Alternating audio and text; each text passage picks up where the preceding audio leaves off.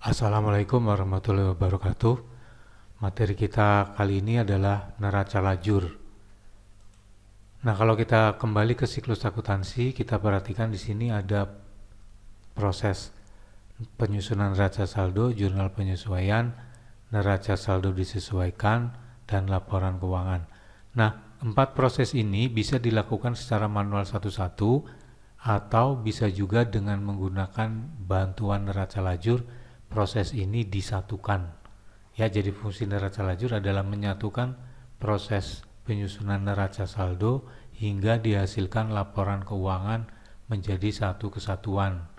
Nah, dengan menggunakan neraca lajur ini, maka proses penyusunan laporan keuangan dapat dilakukan dengan lebih mudah dan beberapa keuntungan-keuntungan lain. Pengertian neraca lajur. Neraca lajur adalah suatu kertas atau daftar yang digunakan untuk mencatat, menyesuaikan, dan menggolongkan semua rekening yang ada di neraca saldo dan dibuat pada saat perusahaan akan menyusun laporan keuangan. Ya, kemudian tujuannya yang pertama adalah mempermudah proses penyusunan laporan keuangan, yang kedua menghindari kesalahan, yang ketiga memungkinkan penyesuaian laporan keuangan sementara tanpa harus menyelenggarakan jurnal penyesuaian secara formal. Artinya proses jurnal penyesuaian yang dicatat di jurnal umum bisa ditinggalkan dulu ya, meskipun nanti harus tetap dibuat. Nah, ini adalah bentuk dari neraca lajur. Jadi di neraca lajur nanti paling kiri adalah daftar rekening. Setelah itu ada kolom neraca saldo, ada sisi debit dan kreditnya. Kemudian ayat jurnal penyesuaian, ada debit dan kredit. Kemudian neraca saldo yang telah disesuaikan, ada debit dan kredit juga. Kemudian kolom laba rugi, ada debit dan kredit. Kemudian terakhir kolom neraca, ada debit dan kredit. Nah, untuk menggunakan neraca lajur dalam mempermudah proses penyusunan laporan keuangan, di sini saya sudah membuat neraca saldo untuk Askia Dekorator. Ya, rekeningnya ada 10 dengan total debit 68 juta sekian dan kredit 68 juta sekian. Nah, dari neraca saldo ini nanti kita akan tambahkan kolom-kolom di kanan sesuai dengan kolom yang ada di neraca lajur.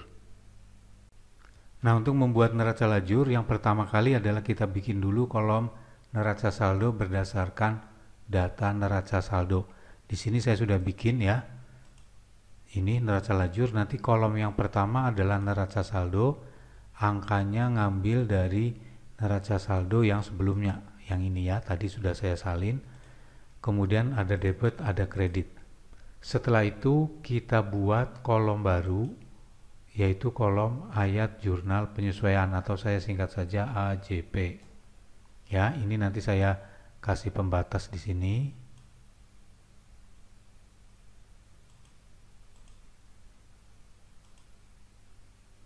Ya, supaya lebih jelas. Kemudian nanti di sini saya kasih jeda untuk keterangan ya. Jadi agak beda dengan yang tadi. Maksud saya di sini untuk mempermudah pembahasan atau ketika ini nanti dipelajari kembali.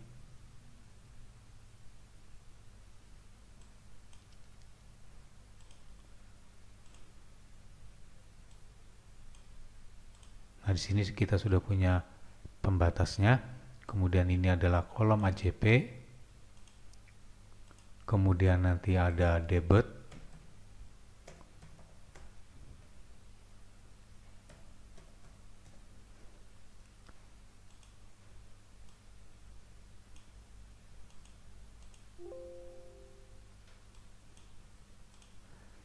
Kemudian ada kredit.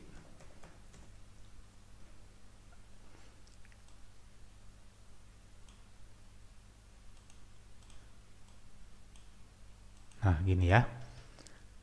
Kemudian pada kolom AJP ini nanti kita isi data penyesuaian berdasarkan data yang ada di Askia Dekorator.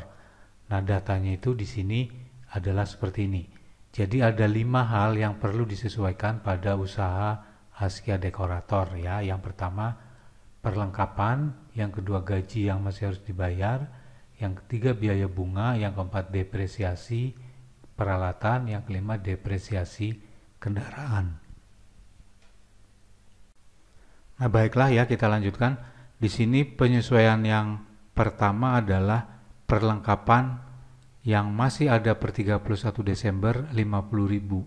Berarti ini yang belum dipakai. Nah, data itu nanti kita masukkan ke neraca lajur. Di sini ada perlengkapan yang belum dipakai 50.000.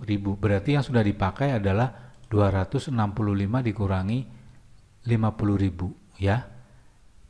Itu nanti kita kurangkan di sini. Di sini debit, nanti kita kurangkan di sini sebesar 215. Ya, 215 ini adalah 265 dikurangi 50.000. 50.000 itu yang belum dipakai dan ini yang sudah dipakai.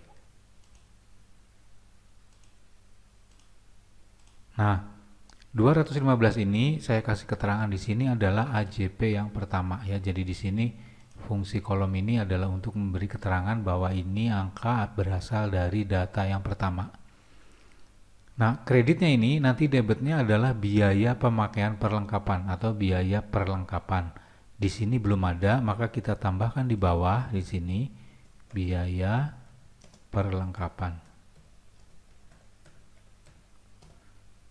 Ya, jumlahnya sama dengan di atas 215.000. Ini yang nomor 1 juga. Nah, dengan cara seperti ini saya kasih tulisan di belakangnya menunjukkan bahwa ini berdasarkan dari data penyesuaian yang pertama. Jadi debitnya nanti 215 adalah biaya perlengkapan dan kreditnya adalah perlengkapan. Ya, jadi ini nanti satu jurnal penyesuaian. Kemudian yang berikutnya, gaji pegawai yang masih harus dibayar 18.000. Berarti di sini ada biaya gaji, ada 18.000 yang masih harus dibayar, maka kita tambahkan. Ini debit, kita tambahkan lagi dengan meletakkan di bagian debit juga. Ini adalah yang kedua. Data penyesuaian yang kedua. Kemudian kreditnya nanti adalah utang gaji. Utangnya belum ada, kita tambahin di sini. Jumlahnya sama 18.000 dan ini yang nomor 2.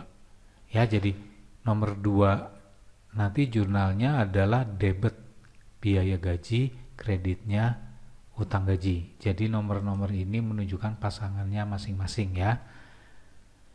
Berikutnya yang ketiga, bunga yang masih harus dibayar 4.000. Bunga yang masih harus dibayar berarti ada tambahan biaya bunga. Kalau kita lihat di sini biaya bunga belum ada, berarti kita tambahin. Jumlahnya debit ya, karena mau ditambah. Biaya itu masuk kelompok debit. Kemudian kreditnya adalah utang bunga ya, karena kita belum bayar. Kita tambahin aja di sini.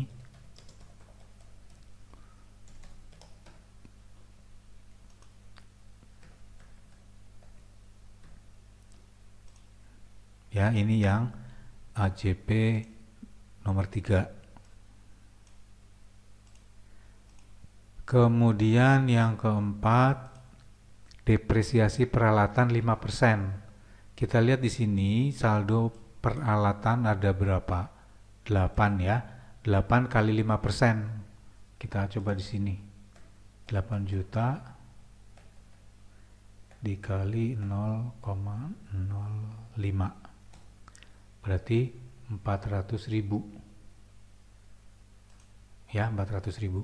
Maka di sini ada biaya penyusutan ya, di atas kan belum ada. Kita bikin di sini.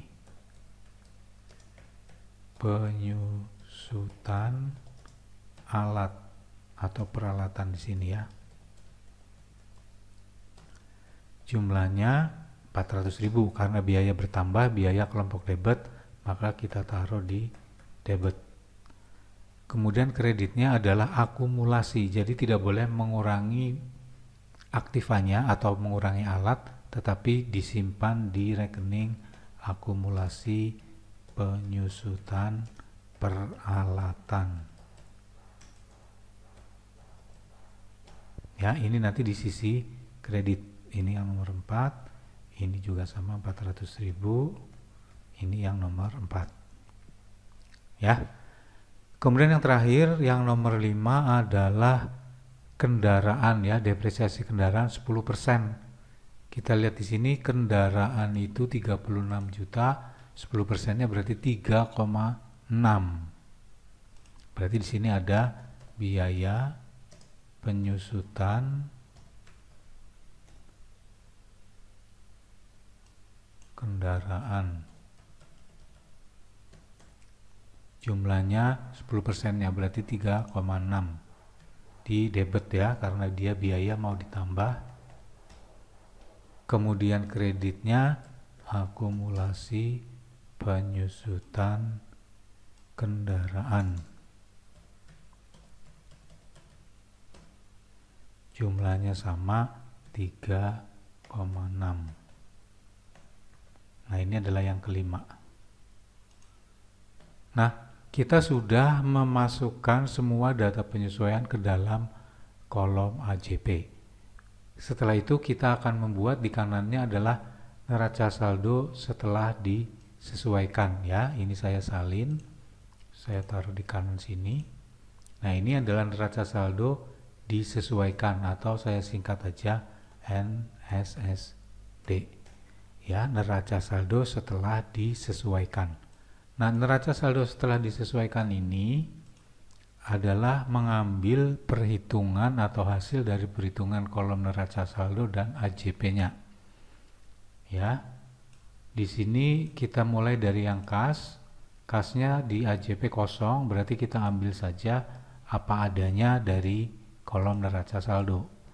Kemudian perlengkapan, ini ada kredit, berarti ini debit ketemu kredit saling mengurangi. Karena besar debitnya, maka nanti saldonya di debit. Sini debit dikurangi kredit. Selanjutnya peralatan tidak ada perubahan ya, kita ambil saja langsung. Ini juga sama. Ini juga sama. Jadi kalau nggak ada perubahan, kita langsung ambil sesuai dengan data yang ada di kolom neraca saldo.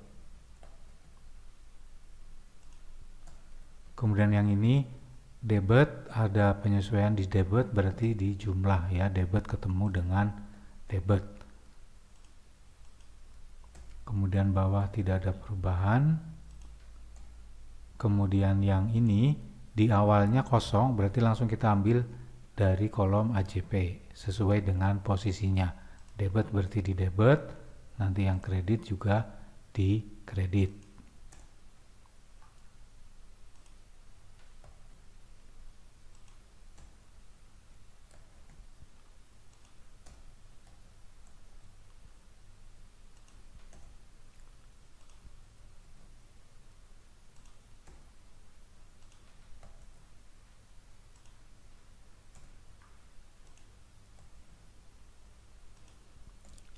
Nah, ini kita sudah dapat, jangan lupa nanti kita jumlahkan seperti ini debit dan kreditnya untuk memastikan bahwa debit dan kreditnya sama.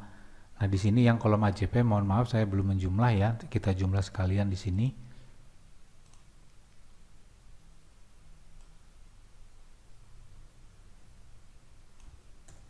Ya, kemudian bisa di-copy saja. Ini yang di-copy rumusnya ya, bukan angkanya. Perhatikan di sini. Ini yang tercopy. Ini juga sama. Nah, kalau kita lihat angkanya sudah sama semua di sini ya. Berarti memasukkan debit kreditnya sudah benar ya. Dan kita sudah dapat di kolom neraca saldo setelah disesuaikan. Kemudian utangnya ya di sini 18.000. Kemudian 4.000 penyusutan, terakhir penyusutan kendaraan. Nah, kita sudah terbagi menjadi 2. Nanti kita jumlah di sini. Ini saya copy saja formulanya ya. Nah, kita sudah dapat ini lebih besar kredit ya. Kredit itu berasal dari pendapatan jasa, berarti ini laba ya. Labanya kita taruh sini, yaitu ini dikurangi dengan debitnya atau jumlah biaya. Nah, ini adalah labanya. Nah, laba ini nanti di bagian neraca ini ditaruh di sebelah kredit. Jadi kalau di sini dia debit, nanti di neracanya di kredit. Kalau dia merugi, berarti dia di sebelah kredit di sini, nanti di neracanya di sebelah debit. Nah, ini saya copy lagi jumlahnya. Kemudian jumlah akhir ya, yaitu ditambah dengan labanya ini 11.080 sama. Kemudian ini saya copy saja. Ini yang di copy formula ya, bukan angkanya. Kalau Anda perhatiin di atas yang di copy adalah formulanya. Nah, kita sudah dapat kolom laba rugi dan neraca. Selanjutnya adalah menyusun laporan keuangan dengan mengambil data pada kolom laba rugi dan kolom neraca. Laporan keuangan pertama yang akan kita buat adalah laporan laba rugi. Nah, ini saya freeze dulu di sini supaya nanti kalau digeser dia posisinya tetap ya di bekukan panel atau di freeze. Kemudian laba rugi berarti pendapatan biaya. Pendapatannya ini saya warnain merah sama biaya, semua yang merupakan bagian dari laporan laba rugi saya merahin untuk mempermudah ya. Di sini biaya. Jadi jangan sampai nanti keliru ngambil. Nah, selanjutnya saya bikin aja di kanan sini. Kita fokus di kolom laba rugi. Di sini.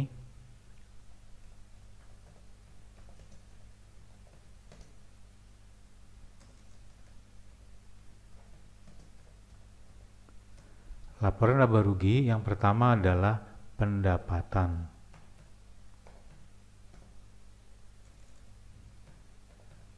Nah, di sini pendapatannya adalah pendapatan jasa ini ya. Kolom laba rugi ini jumlahnya 1180. Ini saya tulis di sini. Jumlahnya saya ambil saja dari sini. Setelah itu biaya operasional di sini ya, atau biaya perusahaan.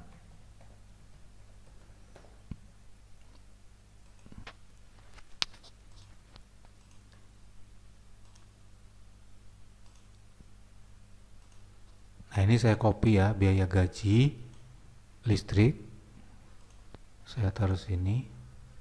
Kemudian biaya perlengkapan,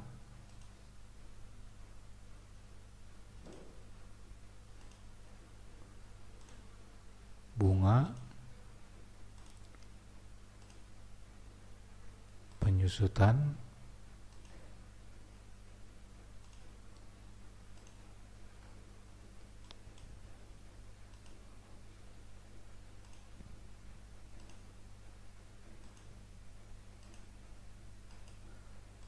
nah kemudian kita ambil angkanya ya. Biaya gaji kita ambil dari sini, biaya gaji, kemudian biaya listrik air, biaya perlengkapan, kemudian bunga, kemudian penyusutan peralatan, kemudian penyusutan kendaraan. Nah, setelah itu ini kita jumlah dan nanti kita dapat di sini laba, yaitu jumlah pendapatan dikurangi jumlah biaya. Nah, 3288 di sini kita cek 3288 sudah benar. Nah, setelah kita dapat laporan laba rugi, yang berikutnya adalah laporan perubahan modal ya.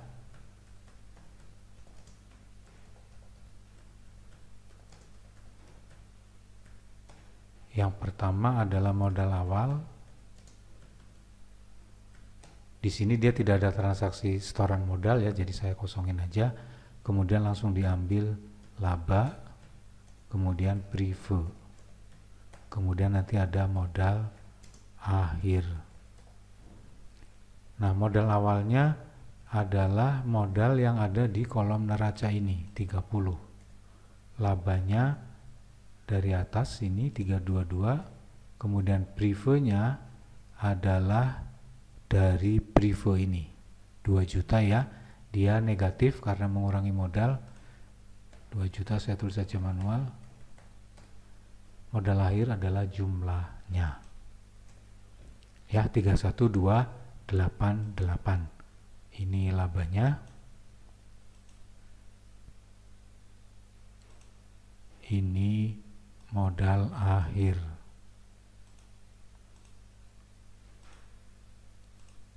Ya, seperti itu. Berikutnya kita menyusun laporan keuangan yang ketiga, yaitu neraca. Ini saya bikin aja di sini. Nanti ada aktiva, kemudian nanti ada pasiva. Aktivanya ada aktiva lancar,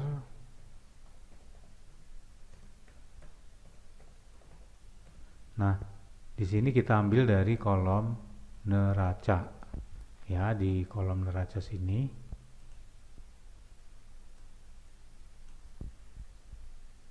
Aktiva lancarnya itu adalah kas ya, kas perlengkapan, hanya ada 2.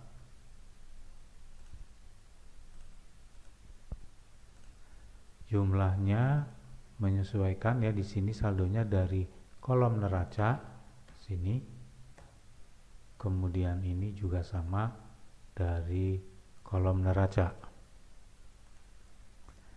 Setelah itu aktiva tetap.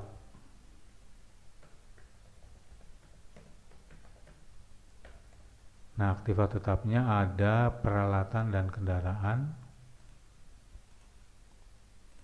Ini saya turunin. Kemudian nanti di bawah ada akumulasi penyusutan alat di sini. Kemudian akumulasi penyusutan kendaraan.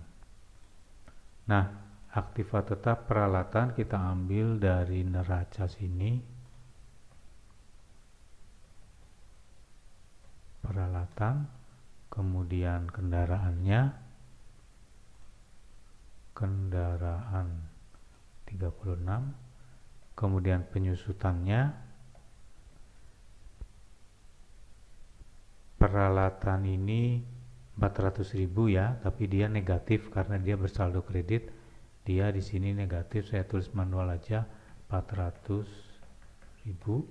Kemudian penyusutan kendaraan 3.600.000 ya, dia negatif ya karena dia adalah pengurang dari nilai peralatannya.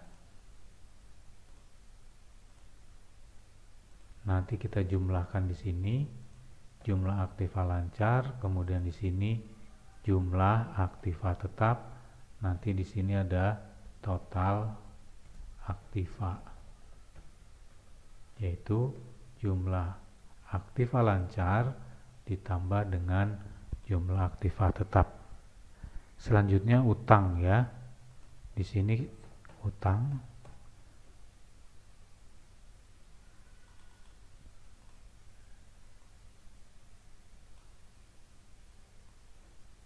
Nah, utang di sini ada utang wesel. Copy dulu ya. Kemudian utang gaji. Kemudian utang bunga, angkanya kita ambil dari kolom neraca. Utang wesel itu di sini, utang wesel 27, kemudian utang gaji dari sini, utang gaji di kolom neraca 18, kemudian utang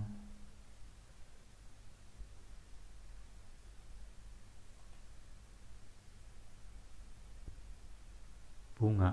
Ini salah ngambil tadi ya.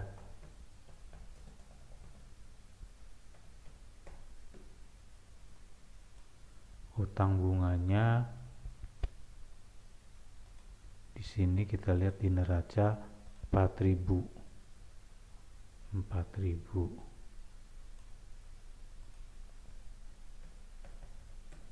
Nah, ini adalah nanti jumlah utang. Kemudian modalnya kita ambil dari modal akhir yang ini 31.228,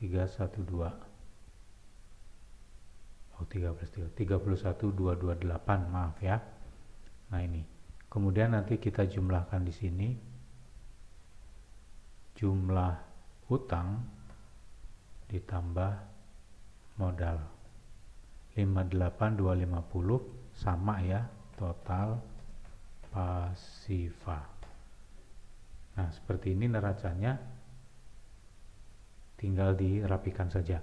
Di sini yang penting aktiva dan pasifanya sudah sama, artinya sumber harta benda sudah sama dengan harta bendanya. Nah, di sini kita sudah punya laporan keuangan ya, nanti tinggal dirapikan sendiri ya. Nah, kita kembali lagi ke kolom tampilannya, ini saya unfreeze dulu. Nah, kembali ke kolom AJP, bahwa ini adalah AJP yang dibuat di neraca lajur.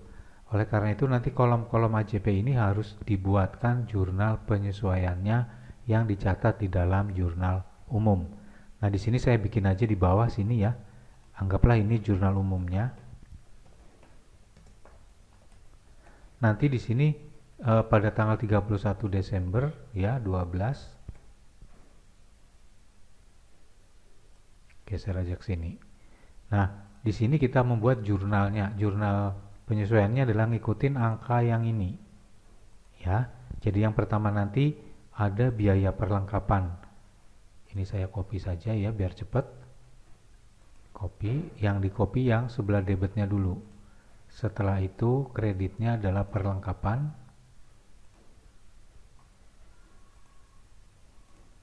Ini saya geser ke kanan sedikit. Angkanya 215. Saya copy lagi sama ya, nomor 1 sama dengan nomor 1 ini. Berarti nanti debitnya di sini 215, kreditnya juga 215. Nanti keterangannya saya tulis singkat aja, ayat jurnal penyesuaian perlengkapan. Ini yang pertama ya. Setelah itu yang kedua adalah biaya gaji yang masih harus dibayar. Ini ada debit ya, ini nomor 2, ini pasangannya nomor 2. Yang ditulis debitnya dulu, berarti biaya gajinya dulu. Saya copy ke sini. Setelah itu nomor 2 berikutnya utang gaji.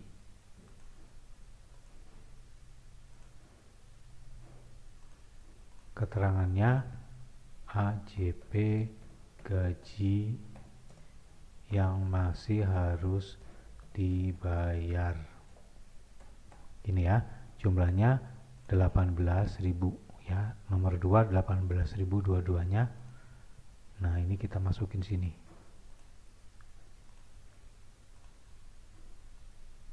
Nah, kemudian yang ketiga adalah bunga yang masih harus dibayar ini ya. Utang bunga, dan ini kebetulan dia berdekatan. Saya copy dua-duanya langsung, tempel. Nanti utangnya digeser ke kanan. Nanti keterangannya AJP bunga yang masih harus dibayar. Jumlahnya utang bunga 4.000.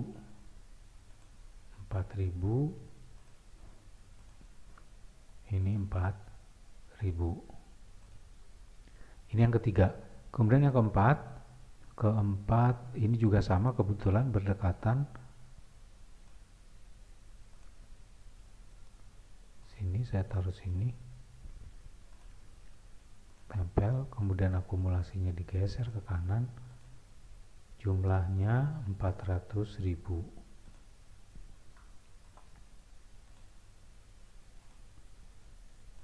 Keterangannya AJP penyusutan peralatan. Kemudian yang terakhir, yang kelima ini juga sama, berdekatan, saya ambil saja. Ini digeser ke kanan, angkanya sama 3.600.000.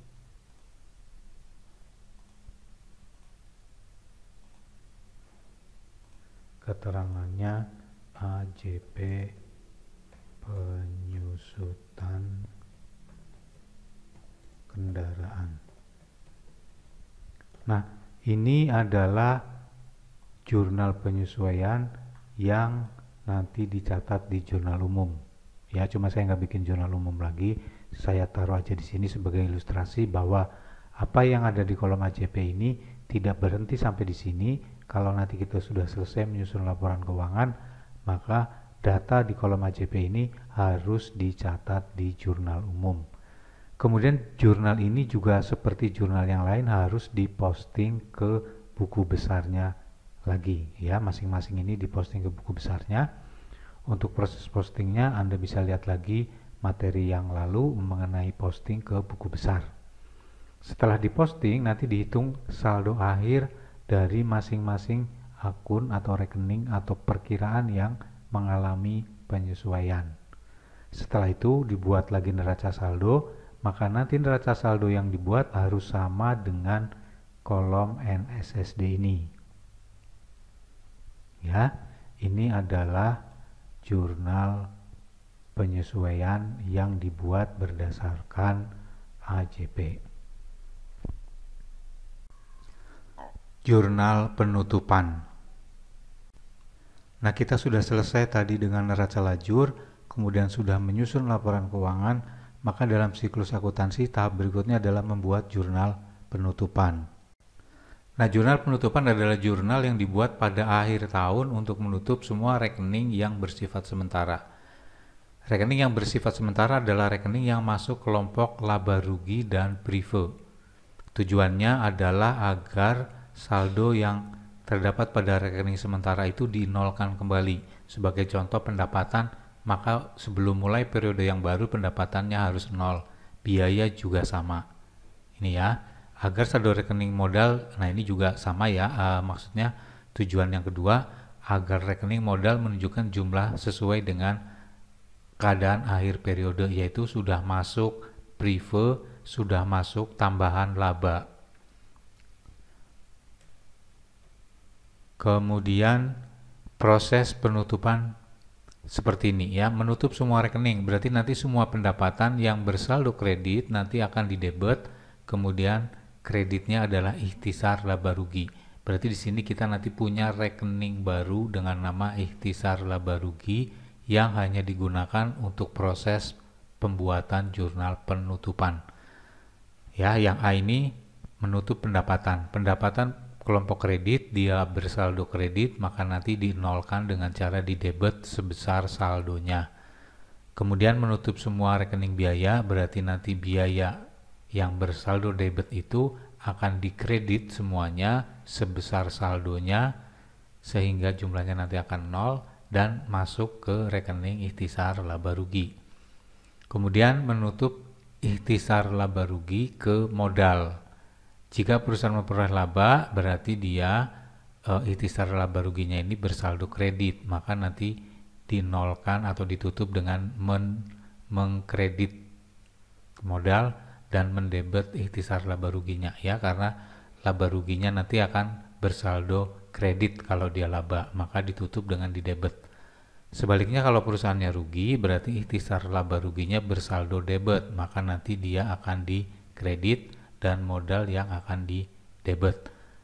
Kemudian yang keempat adalah menutup prive. Privenya dinolkan sejumlah saldonya. Prive ini saldonya debit, maka dinolkan dengan dikredit. Kemudian dimasukkan ke rekening modal. Nah, kembali ke sini. Nanti kita melihat dari sini kolom NSSD, jurnal penutupannya ya. Yang pertama di sini ini saya tambahin di bawahnya aja, jurnal penutupan itu dibuat di jurnal umum juga sama seperti jurnal penyesuaian. Di sini saya kasih tanggalnya aja 31/12. Saya kasih keterangan sini jurnal penutupan.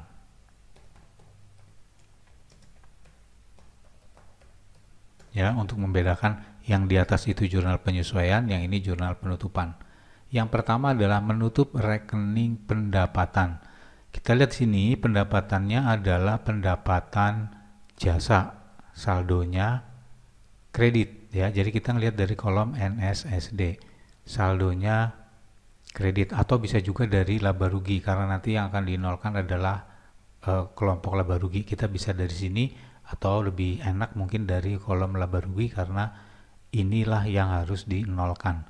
Di sini dia saldonya kredit, dinolkan berarti di debit ya. 11.80.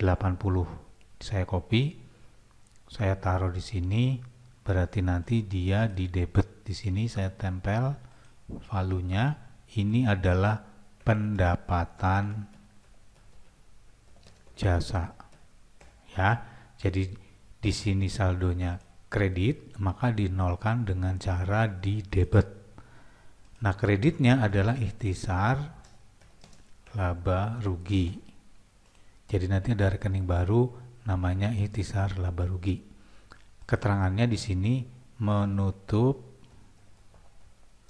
pendapatan.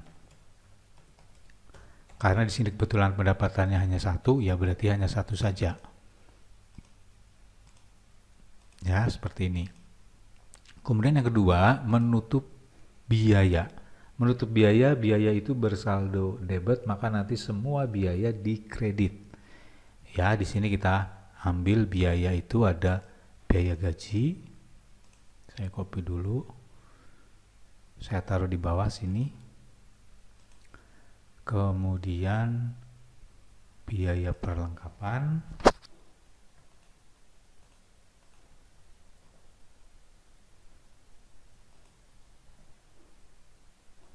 Ya, ini udah semua. Kita geser ke kanan. Nah, angkanya ini. Ya, perhatikan dia saldonya debit di kolom laba rugi. Kita copy. Di kredit sini ya.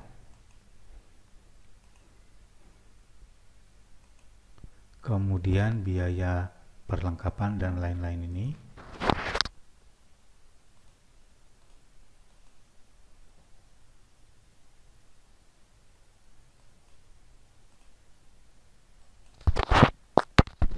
Nah, nanti debitnya adalah ikhtisar laba rugi. Ini saya copy saja.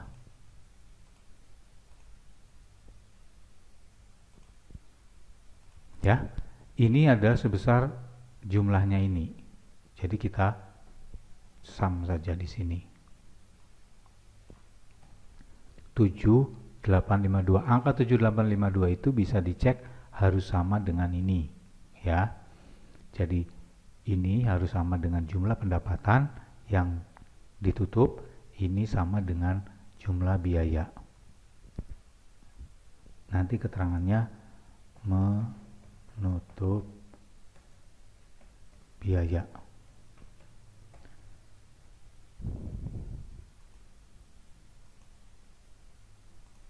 Nah, yang berikutnya adalah menutup saldonya ini. Saldo ikhtisar laba rugi. Kalau kita perhatikan di sini, di atas dia di kredit 11, kemudian nanti di debit. Berarti saldonya dia adalah kredit karena lebih banyak kreditnya yaitu 11 juta. Berarti saldo dia nanti 11 juta dikurangi ini atau sama dengan laba. Berarti nanti ini kalau sudah dinolkan kita masukkan ke modal karena dia saldonya kredit, perhatikan lebih besar kreditnya. maka nanti dia di debit, dinolkannya. Ya, ini kita copy. Nah, masuknya ke modal, jumlahnya yang ini sebesar labanya.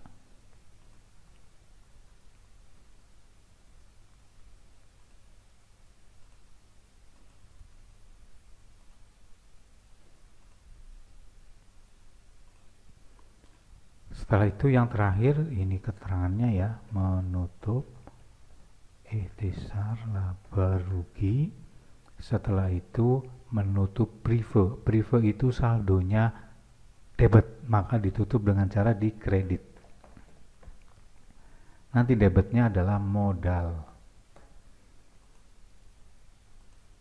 yaitu sejumlah prive. Prive itu ada di sini. Nah, ini ya. Prive 2 juta dia sudah masuk ke neraca, dia debit. Berarti dinolkan dengan cara di kredit.